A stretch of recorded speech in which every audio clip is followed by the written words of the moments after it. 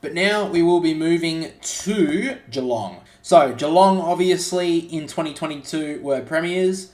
And then last year, the excuse going around was they've got a lot of injuries, they'll be back. I don't see that one bit. I think Geelong are in for a very tough year next year. The fact that, once again, if we look at their best 23, they didn't bring in any recruits, which is very surprising for Geelong. We have made some changes here from their best team. I think it was in round 23, because in round 24 they dropped about half their team, basically give them an extra week's break. I did have Zach Tui in the team for some experience, but at the end of the day, I kind of get one when my brother picked Jack Bowes. However, I don't think that Jack Bowes has been very good for them so far. We'll see how he goes. I do understand why we've picked Bowes instead of Tui on the wing. If they do get some of their players back that they did miss in last season with injury, I do think they have a chance of making finals. But this team, on paper, is a very, very ageing lineup. Yeah. We have Stewart, who's getting quite old now, Duncan, Dangerfield, Hawkins, even Cameron to an extent. You've also got Guthrie. Buse has been there for quite a while now. Blitzers, Rowan. And I think we saw Geelong did not have a lot of depth going into last year when they got some injuries. Their depth was very, very thin. And if they do get a couple of injuries to an older player, which is fair enough because they're older players, then they are going to be, scraping the bottom of the barrel for players to come in next year. So my prediction for Geelong, and this may be a bit harsh, they may prove me wrong, and that's fair enough. It's pretty hard to write off Geelong, how good they've been for so long. But at this stage, my prediction is that they'll be just outside the 8, about 9 to 12. And I think a pass mark for Geelong is to make the finals. I think the Geelong fans expect finals basically every year. So I think that a pass mark has to be making finals. And I still think the list that they got, they still should be making for finals. And they should be challenging for the finals race. But at this stage, I don't think that they are going to be pushing for a premiership in 2024. Yeah, I've looked at their team. You can't really change much of what they've got there. It's their experience, which is what they've got. And they did change up a few things last season with playing Tom Atkins in the midfield. Which was a good change. Yeah, which was a good change, which they needed to do. They've moved a couple of players around. And you got players like Grime-Wise and Brad Close playing really well in the forward line. But you got Tom Hawkins, who is aging, who they didn't really want to sign, it seems like, if you listen to reports of Tom Morris and all that. But, So he was always signing if Tom Morris was reporting. I think we find every single video to try and bag Tom Morris somewhere. But, you look at it, you got the Tom Stewart getting up there, Duncan. It's just it's very... By halfway during the season next year, if they're not looking like finals bound, they should be playing the youth players like they had to during the injury-plagued season they had last year. I think they finish around just outside the finals again, like they did this year. And their pass mark is got to be finals. They've got to keep making finals, and I just don't think they can. Even with the ability to play at GMHBA, they just lost a few games there last year. Yeah, they lost to the Giants and Fremantle. Yeah, so... Which they just don't do. Yeah, which they don't do, which their ability... Yeah, so that's going to be their problem. I don't think they're going to make finals, and they'll struggle a little. Do you think Chris Scott's a little bit under pressure? I think he could be a little bit under pressure because this team and this culture of Geelong has always been in the finals, and he's been there for a very long time. So, I mean, if he wanted to retire, I think it would be fair enough. But if they go bottom out, I don't know if they're going to exactly bottom out because this doesn't seem like them to do. They seem like they'll just recruit and be fine, but this is going to be a very interesting season for him as well. Yeah, well, I think it was Mick Malthouse or someone said during the season when they were going through this rough patch that we all know that Chris Scott's a really good coach, but you're not going to know how good of a great coach he really is until they bottom out.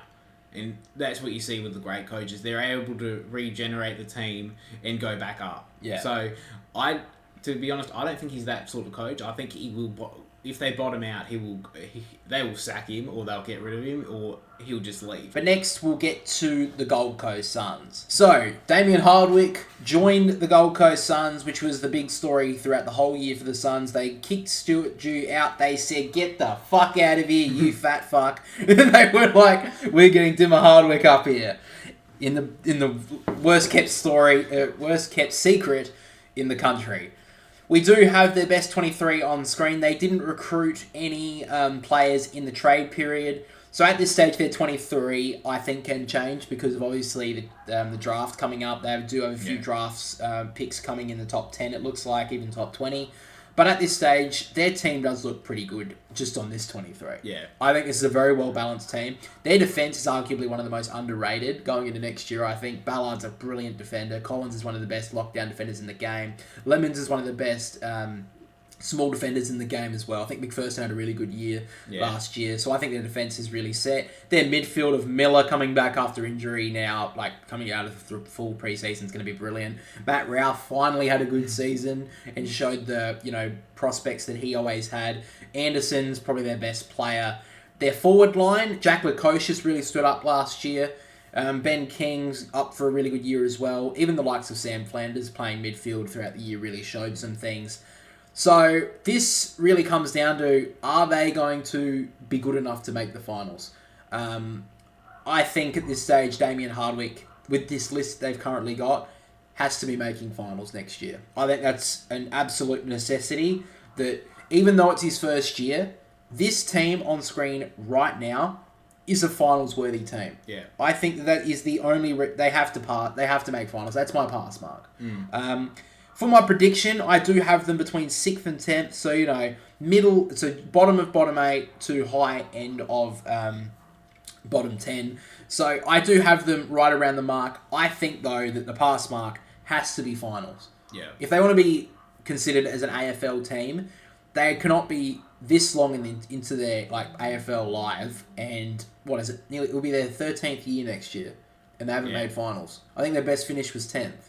Yeah. So they have to make finals for Gold Coast, and I think next year on this list, and we'll see how they go in the draft. I think this is the year when they make finals. Yeah, I think looking at this team, it's finals bound. You got a lot of another experience under this Dimmer masterpiece. No, let me say that again. I think Gold Coast. I think with the list that they have, with another pre-season that they're going to have with, they should be making finals. Under Dimmer Hardwick, they should be making finals, and the acquisitions that the draft will give them is another element to them that should give them finals bound. I think one thing as well with the Gold Coast is their depth is actually really good. We saw them win the VFL Premiership, and a lot of those players that were in that VFL team didn't play a whole lot of AFL footy.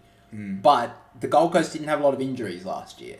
So with that depth coming through with another year to the likes of Davies, the like of Farah, these players will be coming up and could potentially be taking the spots, or at least competing for spots into the main team. Yeah. So I think the Gold Coast have definitely got some real upside on their depth as well, which some teams just don't have. So I think that's really good for the Suns. But if you want to make a quick prediction or whatever, what was your prediction? And just one thing also is the ability that they need to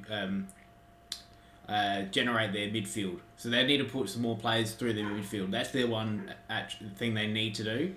And I think with that, which I think Dimmer will bring into it, they should be playing finals. I think they'll finish about 6 to 10. But their pass mark is finals. It has to be. Yeah. But next up, we get to the surprise packet of 2023, which are the Giants, and a really big season up for them. So we do have the Giants next, who had a really big year with Kingsley at the top job for the first time. Took them on a real roller coaster of a season. Had a really tough start. Came right up in the middle of the season. Had a bit of a rough patch with a couple of games to go, but did get into the finals, and what a final series they had. 1 point away from a grand final.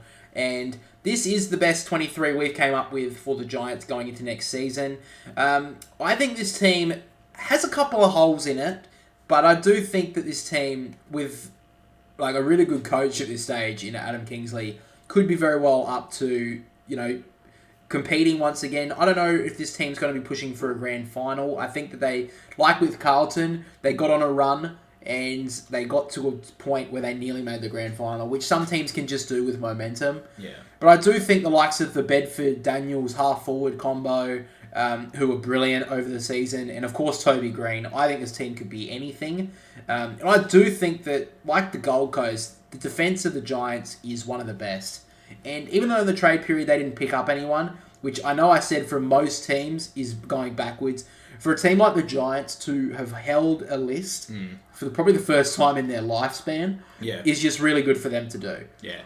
So they didn't lose anyone in the trade period. They didn't pick up anyone, but that's okay because we do actually have someone in their team who didn't get a lot of in-team, like in-22 time, which was Cadman.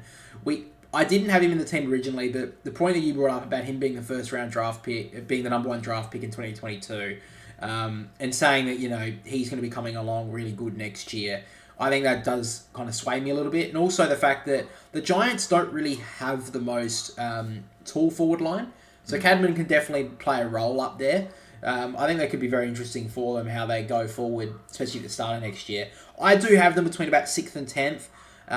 I do think a pass mark for the Giants is finals. But at the end of the day, look, if the Giants just miss finals, I don't think that's the worst thing in the world for them because, like I said, they did have a big momentum push at the end of the season. So sometimes teams can fall away a little bit, but I think the young list that the Giants have and the young leaders that they have like Kelly and even Green, they're not the oldest players in the AFL. And even the likes of Jesse Hogan who had a massive year. Yeah. I think the Giants could be anything in 2023, but 2024, sorry. But my prediction at this stage is about 6th to 10th. Yeah, I've got them actually between 4 and 8th. I think they're going to have a good season. I think, like with Collingwood the previous year, you just thought they'd just peter off. I don't think they will do that. I think they'll finish around the same point as they did this year. I've got them finishing. I think their prediction should be about the semi-final. So you're going to pass mark about semi-final? Yeah. Yeah, I think looking at their team, it's good on paper. I just think they just need some more experience. Need some more game time. Really, that's all they need. They just need more experience. Yeah, I think even as well throughout the year, the VFL side didn't perform very well. So there is a little bit of a soft underbelly of their team. Yeah. But they were able to get some games into some kids like Australia's Prime Minister Hamilton and Rowson and Peatling. Yeah. They're able to get some games into these kids and stuff, and they'll obviously have a pretty good draft hand as well. So I think the Giants could be anything. I do think like low, but I do understand where you're saying that they could even just go up a bit more. But I think the one thing they did figure out was their ruck stocks. I think once they lost Mumford, they didn't really know who their next ruckman was going to be, and I think they found that after the bye. Well, that was interesting, wasn't it? Because basically, for even the start of the season, Briggs was number 3. Yeah. And all of a sudden, they didn't have... they gave Briggs a chance after Flynn kind of lost the form, and Bruce was obviously injured. And this guy came onto the scene and was arguably the best... Well, I think he was the best ruckman after the bye, almost. Yeah. I think he was, out of anyone in the competition. He was brilliant. Yeah, so I think he's up for a big year, Kieran Briggs. And, yeah, I think that's a fair point that you've made about the Giants. But after that, though, we get to the Hawks. Now, obviously, they had a pretty rough start to the season. Everyone thought they were tanking. But they finished the season really strong with the young list that they had. They've actually gone to the trade. In season 2022, at the end of it, they kind of went more through the draft. This time, they've gone a lot more through the trade period. And they've done quite well. They've picked up the likes of Chol and Ginnivan. So that's really good for their forward stocks because that was really probably their weakest line going into the next season.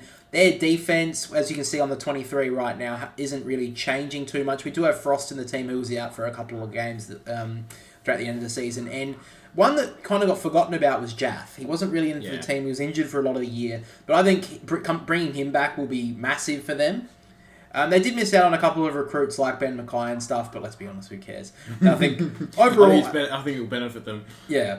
Now, I forgot to put Gunston in green, but I have put him in the best 23. I know you didn't have him in there, but I put him in there. I've left him in. Yeah. So not every single change that you made has been made through. Yeah. The reason why I've got Gunston in the team is because I do think that their forward line isn't the tallest, so I do think having the likes of Jack Gunston up there would be okay.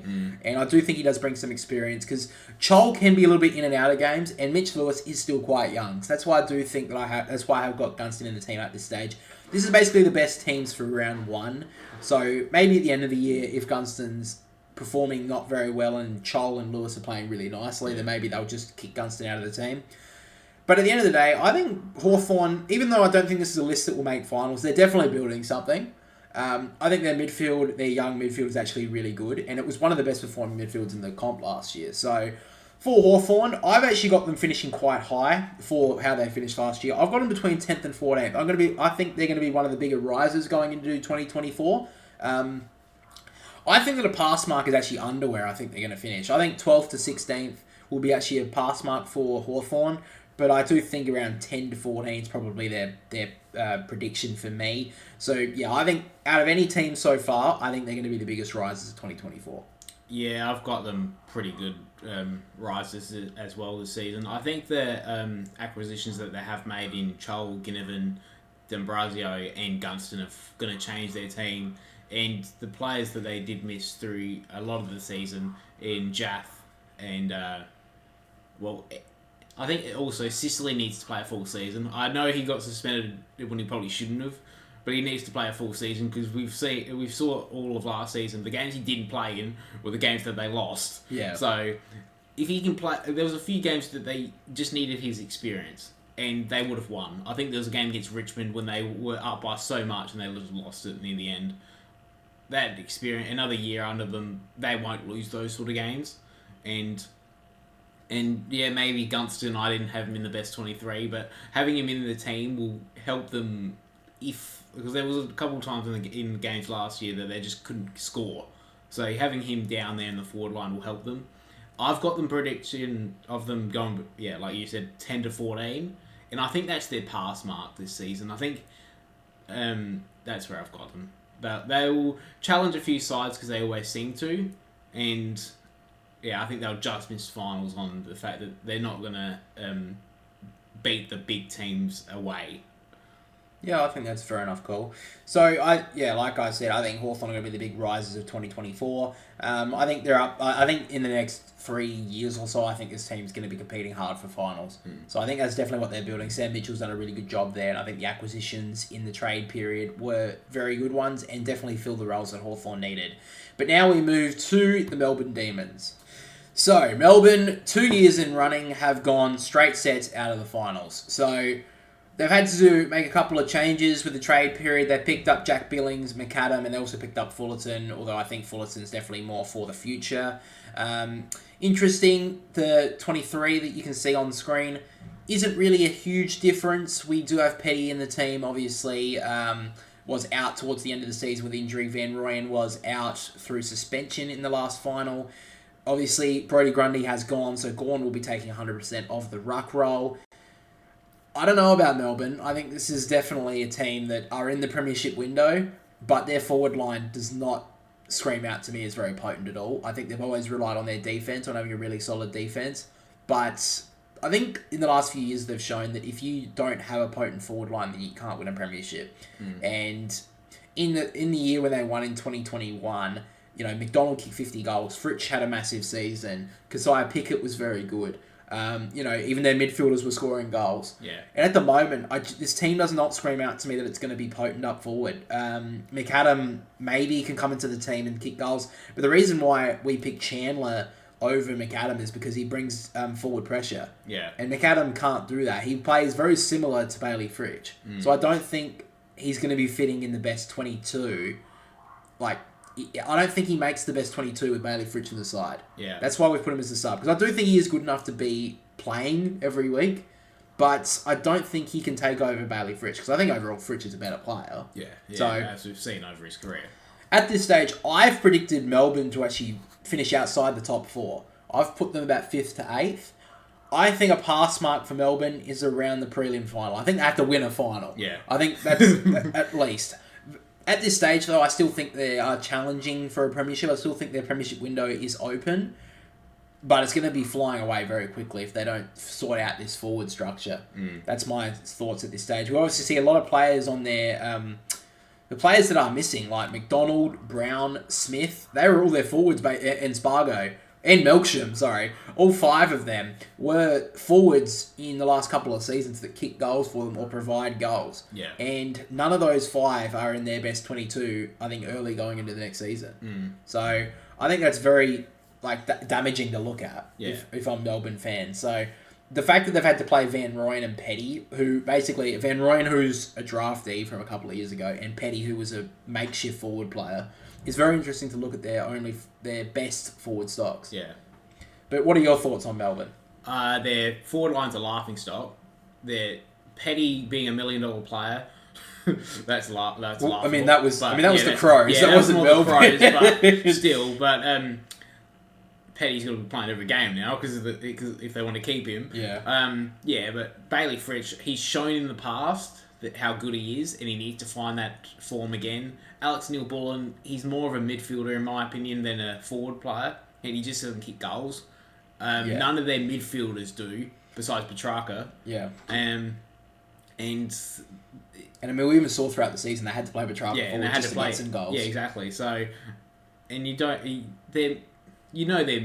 defense, they're going to play well, but it's just very hard to predict where they are going to finish with all this off-field drama as well. Now, you never know if that leaks into the season. It's probably good in a way that it's happened at the end of this season. Yeah. So then they're going into the next season with not a lot of this baggage, but you never know. I have the same prediction as you. I don't think they're making top 4, and their pass mark is to win a final prelim, but maybe Gawn being the sole ruckman will help them, I think it will help them, but you never know.